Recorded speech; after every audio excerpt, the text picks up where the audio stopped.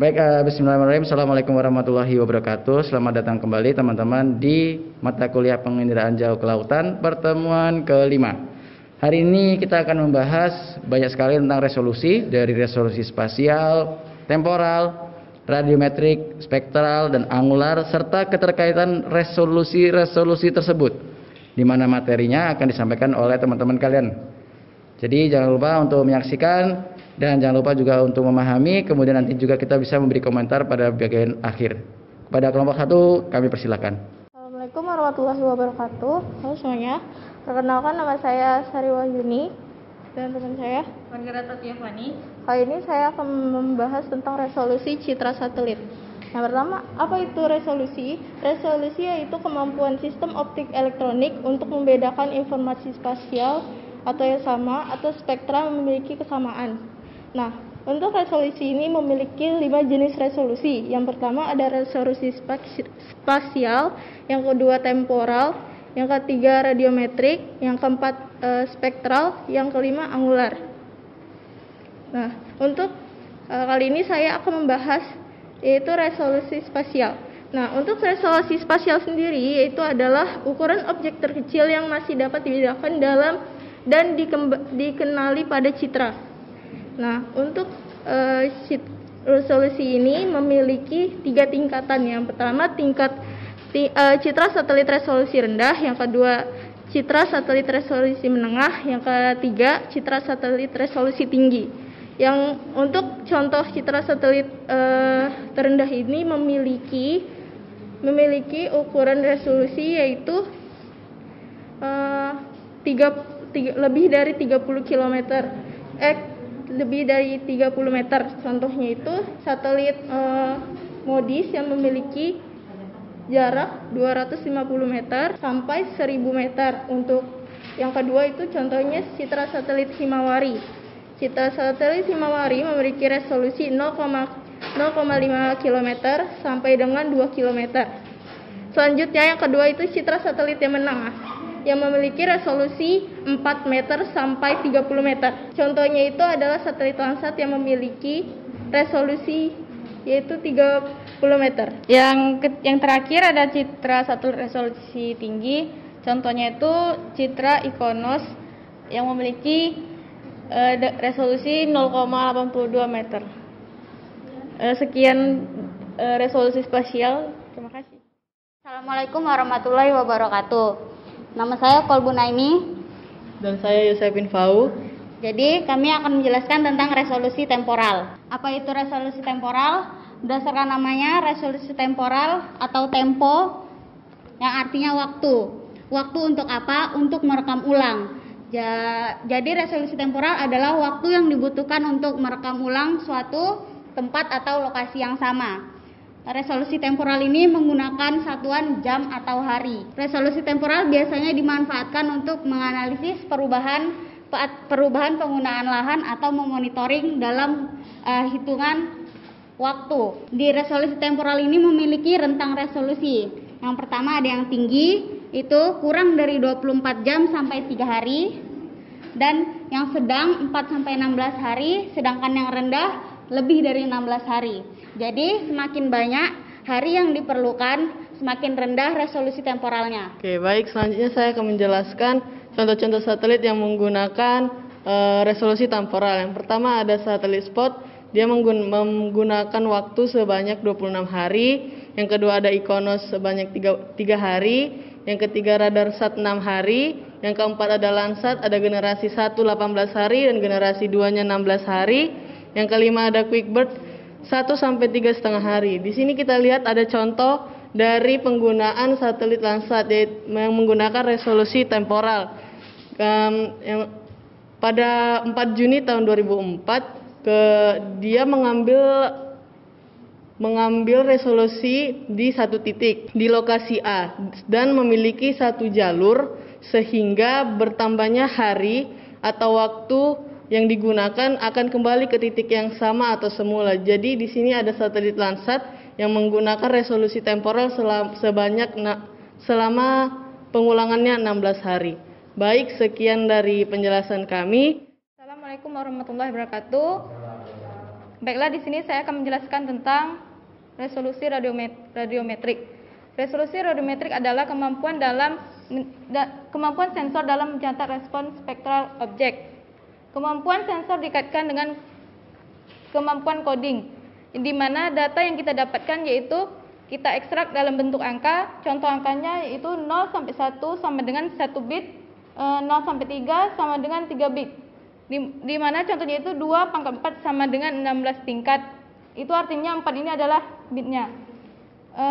Tingkat resolusi radiometrik itu dari angka 0 sampai angka 256. Di mana angka 0 itu resolusi paling rendah, yaitu berwarna putih, dan angka 256 itu merupakan resolusi yang paling tinggi. Dan saya jelaskan ulang, resolusi radiometrik itu nilai angkanya 0, berarti resolusi paling rendah dan warnanya hitam. Kemudian angka 256 itu merupakan resolusi paling tinggi dan warnanya putih. Terima kasih. Baiklah, selanjutnya saya akan menjelaskan. Tadi teman saya menjelaskan tentang resolusi radiometrik. Selanjutnya saya akan menjelaskan resolusi radiometrik pada satelit. Satelit Landsat memiliki resolusi radiometrik 16 bit. Dan jika diangkakan 2 pangkat 16 sekitar 65.536 tingkatan. Kemudian satelit ALOS memiliki resolusi radiometrik 8 bit. Dan jika diangkakan 2 pangkat 8 sama dengan sekitar 256 tingkatan. Kemudian satelit Sentinel memiliki resolusi radiometri 12 bit dan jika diangkakan 2 pangkat 12 sekitar 4096 tingkatan. Kemudian satelit Aquaterra memiliki resolusi radiometrik 8 sampai 11 bit. Jika diangkakan 2 pangkat 11 sekitar 2048 tingkatan. Dan kemudian citra satelit QuickBird memiliki resolusi radiometri 11 bit. Jika diangkakan 2 pangkat 11 sekitar 2048 tingkatan. Assalamualaikum warahmatullahi wabarakatuh. Baiklah, saya Dini Kartika. Dan saya Yusma Hartini. Di sini kami akan menjelaskan resolusi spektral. Nah, resolusi spektral itu ialah rentang panjang gelombang optik yang membedakan informasi objek, pantulan atau pancaran spektralnya. Nah, di sini resolusi spektral itu ialah semakin banyak salurannya, maka semakin tinggi kemungkinannya dalam mengenali objek. Jadi resolusi spektral itu ia ada rentang lambda. Nah, yang berwarna biru ini 450 sampai 515 nanometer. Sedangkan yang hijau 525 sampai 605 nanometer. Sedangkan yang merah itu 640 sampai 690 nanometer. Sedangkan yang merah lagi yang infrared yaitu 750 sampai 900 nanometer. Baik, akan saya lanjutkan. Jadi gambaran dari resolusi spektral itu ada yang pertama yaitu resolusi spektral nominal. Jadi contohnya itu ada di Landsat Multispectral Scanner. Di sini tuh maaf gambarnya kecil. Di sini tuh ada yang spektral dari gambar warna biru, hijau, merah, sama infrared. Jadi kalau misalnya yang biru, dia itu rentangnya dari 400 sampai 500. Terus kalau misalnya yang hijau dari 500 sampai 600. Yang warna merah itu dari 600 sampai 700. Kalau misalnya yang inframerah itu dari 700 sampai 800. Nah, selebihnya itu bisa sampai 1100. Terus tuh untuk contohnya, misalnya di gambar ini, di sini panjang lambdanya. Panjang lambdanya itu saya ambil dari 600 sampai 900. Terus untuk intensitas cahaya dari 0 sampai 100%. Terus tuh bisa dilihat kalau misalnya di 600, maka panjang lambda di 600, maka intensitas cahayanya hanya 20%. Di 20% berarti yang satelit lihat itu tidak terlalu jelas atau tidak terlalu tampak. Nah, sedangkan kalau misalnya di inframerah antara 700 sampai 850 berarti yang bisa dilihat itu sangat jelas, bahkan jelas sekali gitu gambarnya. Itu di bagian infrared merah 700 sampai 800 nanomakro. Kalau misalnya untuk di infrared merah, dia juga mendapatkan intensitas cahaya berkisar sampai 100%. Terima kasih, sekian. Assalamualaikum warahmatullahi wabarakatuh. Saya Andi Karyanto. Saya Melani Putriuti. Baiklah, di sini kami akan menjelaskan resolusi angular. Resolusi angular atau resolusi sudut. Resolusi sudut ini mengacu pada konsep, yaitu untuk merekam suatu area yang sama dengan sudut yang berbeda. Nah, konsep ini menganut permukaan terestrial. Terestrial ini menunjukkan pada permukaan Lambertian. Permukaan Lambertian itu yang berarti mempunyai reflektansi. Oke, jadi saya akan melanjutkan dari penjelasan Andika. Reflektansi ini merupakan pemantulan. Variasi dalam pemantulan resolusi angular yaitu biasanya dinamai dengan sudut pandang dan iluminasi, yang biasanya dinamai dengan fungsi distribusi reflektansi dua arah. Kemudian resolusi angular ini bergerak pada sudut pandang yang berbeda. Dari sudut itu dia akan menghasilkan 3 dimensi. Dia mengharapkan 3 dimensi. Jadi 3 dimensi itu akan menghasilkan sebuah properti di mana properti ini akan mengestimasi ketinggian aerosol atau ketebalan awan. Sekian, terima kasih. Assalamualaikum warahmatullahi wabarakatuh. Saya Fitria Nurjana Tambunan dan partner saya yaitu Khairudi Sawinanda. Di sini kami akan menjelaskan antara keterkaitan antara resolusi. Yang pertama yaitu keterkaitan antara resolusi spasial dengan temporal. Jadi saya mengambil contoh itu satelit spot. Jadi satelit spot pada resolusi spasial yaitu 10 sampai 20 meter. Sedangkan pada resolusi temporal spotnya itu 26 hari atau 6 sampai 7 kali per bulan. Jadi inti dari resolusi spasial itu semakin besar matrik piksel maka akan memberikan resolusi spasial yang lebih baik. Sedangkan pada temporal itu semakin banyak hari yang diperlukan semakin rendah resolusi temporalnya. Jadi hubungannya itu bisa kita ambil contoh pada saat kita foto dari jarak jauh itu hanya ngambil 1 kali. Contoh dari keterkaitan antara dua resolusi ini bisa kita ambil pada saat kita mengambil foto dari jarak jauh, yaitu ketika kita mengambil itu hanya cukup sekali dari jarak jauh. Tetapi kalau kita mengambil dari jarak dekat itu butuh beberapa kali foto, dan itu menyimpulkan bahwa semakin jauh maka resolusinya semakin baik. Tetapi kalau pada temporal itu semakin banyak hari yang diperlukan semakin rendah temporalnya. Terima kasih dan dilanjutkan oleh partner saya.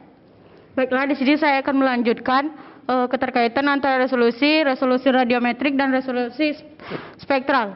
Di sini saya mengambil contoh satelit Landsat yaitu yang didapat 8 bit. Hasilnya 2/8 yaitu sama dengan 256 tingkatan. Sedangkan di resolusi spektral yaitu saya mengambil satelit spot yang didapat yaitu adalah 20 meter. Jadi di resolusi radiometrik ini kesimpulannya semakin tinggi semakin bagus. Kalau misalnya didapat itu 0 maka warnanya hitam. Kalau yang didapat resolusinya 250 warnanya akan putih. Jika resolusinya tinggi, resolusi itu akan dipantulkan kembali. Sedangkan pada resolusi spektral kesimpulannya semakin banyak salurannya maka semakin tinggi kemungkinannya dalam mengambil objek.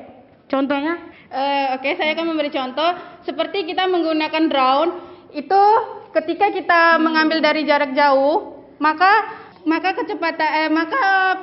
pembacaan pada radiometrik itu semakin jelas dan semakin cepat. Tetapi kalau kita mengambil dari jarak bawah dan dekat, itu akan membutuhkan waktu lama juga. Terima kasih.